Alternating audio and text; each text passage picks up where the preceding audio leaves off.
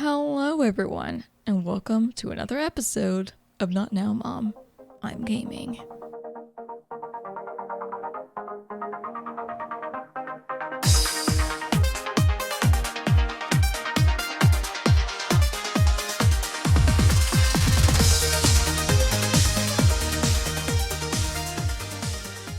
My name is Kay, and this episode we'll be talking about the game I drink Sorrel coffee to reboot reality, but I'm hunted by monster girls and armed agents. This is just the demo, by the way. It's not the full game. The full game is not currently released as of this episode of the podcast. I have recently played a whole bunch of demos. Now I'm kind of going through writing reviews of them, as well as seeing if I can do some podcast episodes of them as well. Some games I won't be able to do podcast episodes because they're either too short or there's not enough for me to talk on for a podcast episode.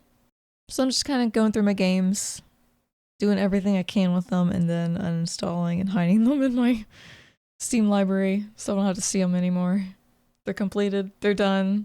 I'm over them. So without further ado, let's get into the gameplay review. Alright, first let's talk about the starting screen here. Oh my god, they went out with a bang on this one. They got a gun, like, not really pointed at our face, but a little off to the side.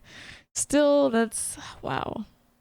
That's pretty blatant and telling us that our life might be on the line, right?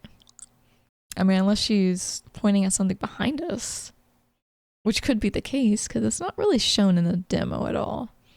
But it's kind of interesting that they decided to go with this graphic for the title screen, because I think some people might be put off by having a gun aimed so close toward them.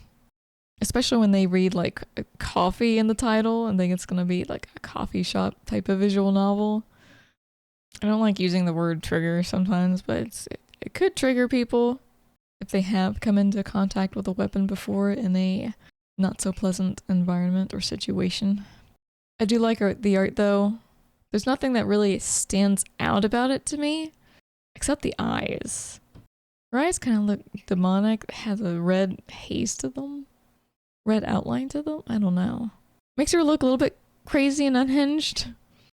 Also kind of crazy that they went for such a long title. I drink Sorrel coffee to reboot reality, but I'm hunted by monster girls and armed agents. They had to put that in really tiny small text. Right by the gun. And then you got the placement of the poster behind her. All you can read is hot, need. Like, okay. Are they trying to like push us toward having a romance with her? If that's what this game is all about? It's kind of seeming like it. Here's a bit of a jam for the title screen that you can listen to before choosing one of the options.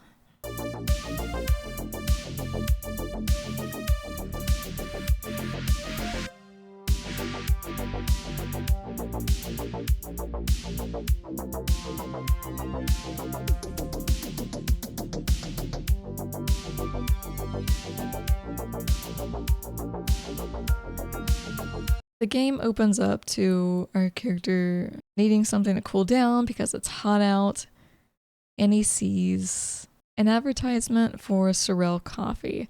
I don't know anything about coffee, so I don't know what Sorrel coffee is. I drink hot chocolate from Starbucks, okay? All I know is it's green and it looks somewhat healthy, and I probably would not like it. The only customer we see within the coffee shop is a girl, and she's staring at us without blinking, so that's a red flag right there. Ignoring her for now, we walk over to the waitress. I think, are they called waitresses? They're called baristas, right? She looks like she's wearing a Starbucks uniform. She seems familiar, and I get the idea that a lot of things seem familiar right now, even though we just started up the game. And it seems like our throat is so dry that we can't really talk. But she hands me a cup of the Sorrel coffee without making it. So it's we don't know if it's fresh or not. It was just sitting there, like prepared for us. Another red flag. But you know, he don't know that. For all we know, that they've got several on standby. I guess that could work out, right? Have someone stand by, put it in the fridge. Customer wants it, it's already made. The drink looks like it has shamrocks in it. Is this a vegan drink? Is this why it's not healthy for him? This is where we come up with our first choice to make, so this is a Choices Matter game. I didn't really want to drink it, so I just asked her if she was saving that for me. And lo and behold, I can't ask that question because, our throat's so dry. Stops us from asking anything or talking because we start coughing.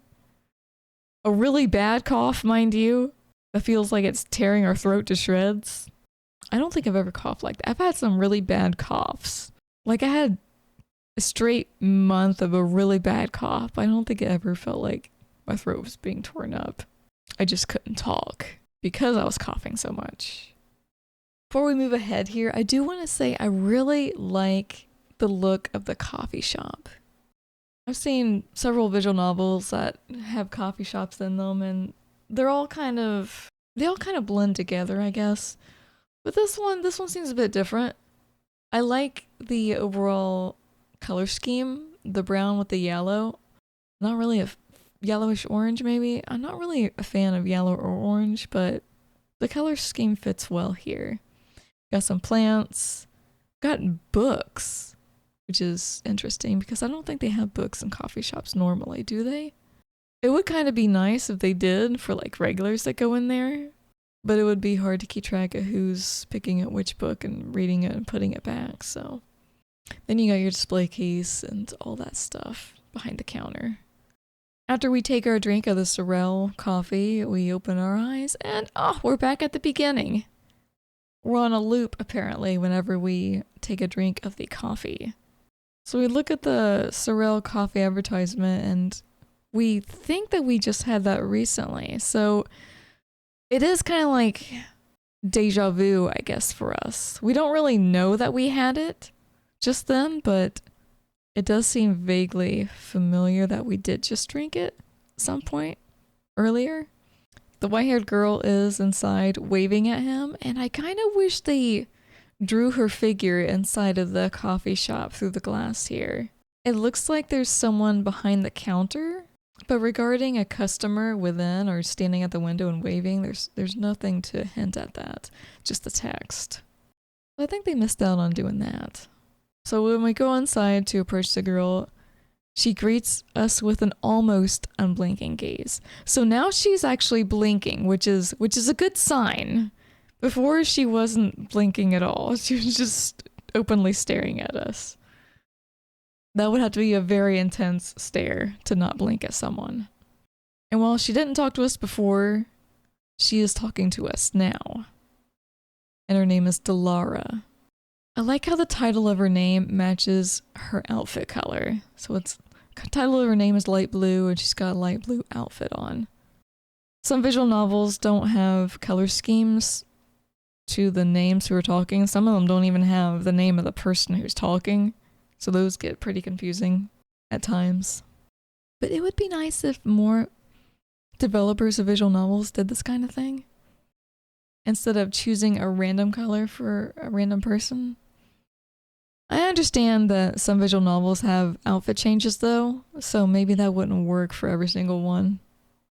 When we speak to her, we do have choices. I don't think every single choice in this game is going to matter. Like with this one, she asks, "How are you?" And it's either great, I don't really know, or do we know each other?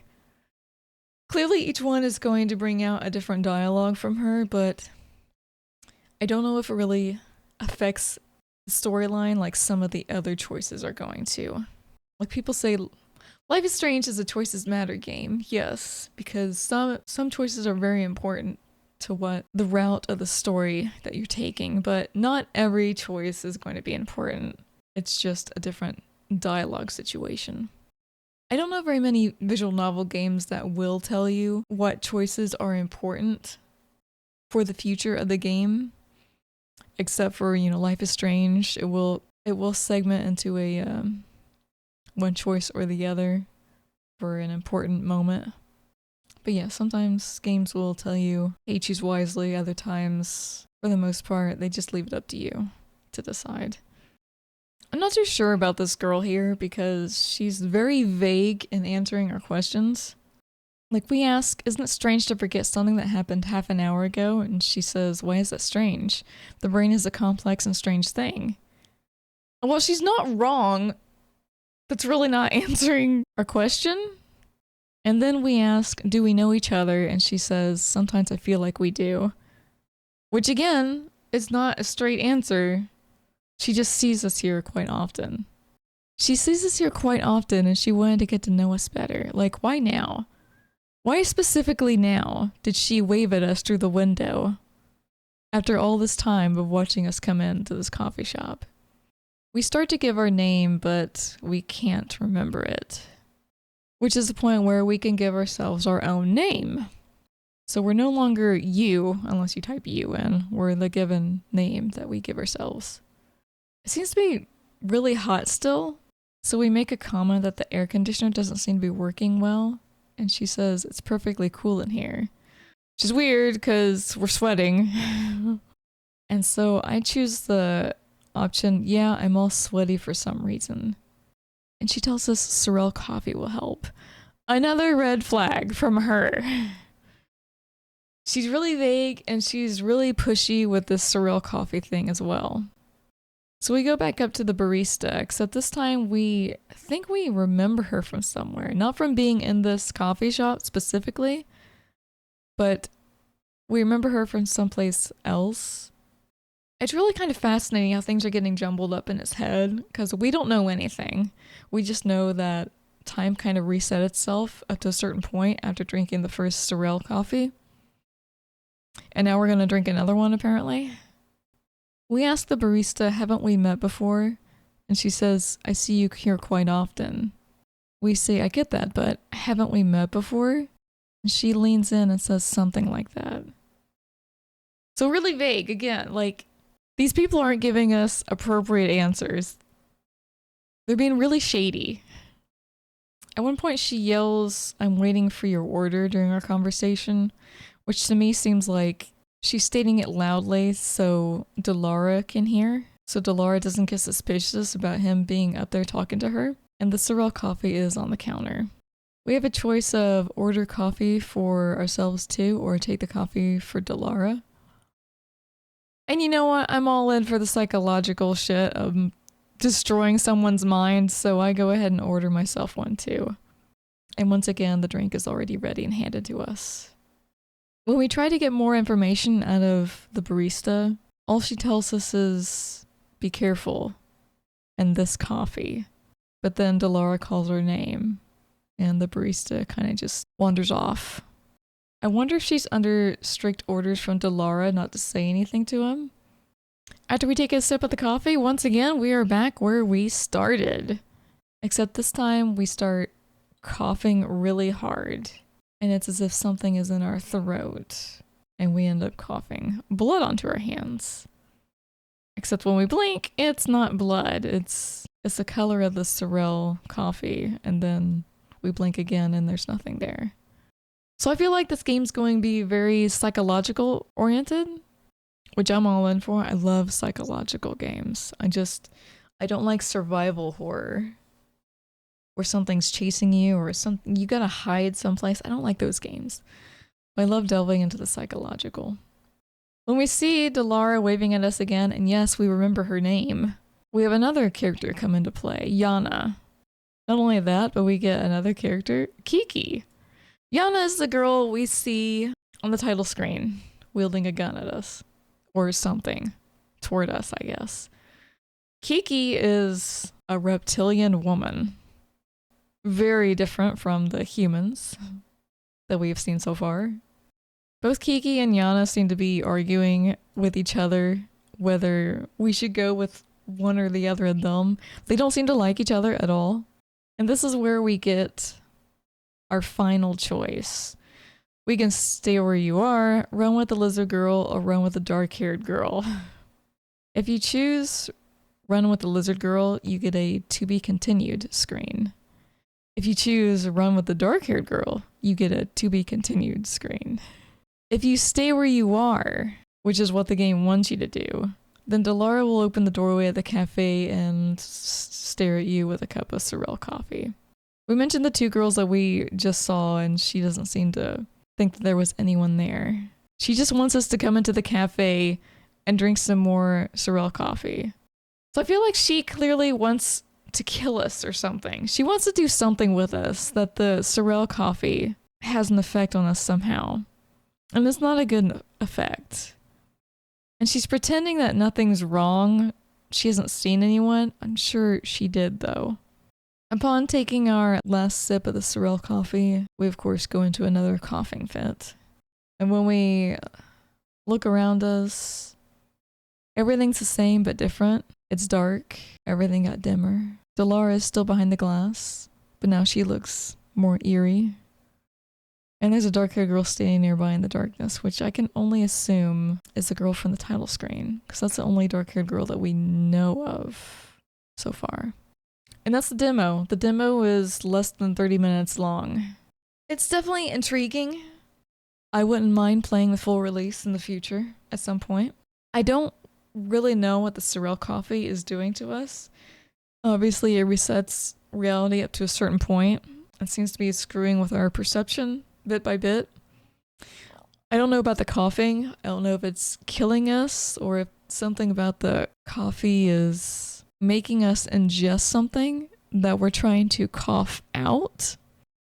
Some kind of organism or something like that. I don't know. I don't know if it would get to the point where we'd start coughing like our lungs out, because that would suck. That would be the bad path that I chose. If that is a path. Knowing my choices in video games. But yeah, short and sweet, and my curiosity is piqued.